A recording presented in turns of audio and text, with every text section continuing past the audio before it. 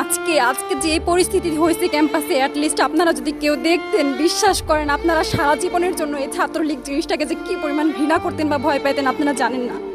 এরা আমাদের সামনে রড দিয়ে পিটায়া, ছেলেগুলারে রড দিয়ে পিটায়া একদম আধামরা করে ফেলছে। তারা এসে আমাদের পেছনে লুকাইছে, আমাদের বোরকার পেছনে, আমাদের ওড়নার পেছনে লুকায় বলে, আপু আমাদের একটু লুকায় রাখেন, আমাদের ওরা মাইরা ফেলবে, আমাদের বাঁচান আপু বাঁচান। আমরা তাদের ওড়না দিয়ে বোরকা দিয়ে লুকায় রাখছি, সেইখান থেকে আমাদের ধাক্কা দিয়ে ফেলে দিয়ে তাদের বের করে আবার মাথায় রড দিয়ে মারছে। এমন অবস্থা। এবং তারা আমাদের ক্যাম্পাসের পরিচিত মুখ, আমরা চিনি তাদের, তারা এই অবস্থা করছে, রাস্তায় একদম শোয়াই ফেলছে।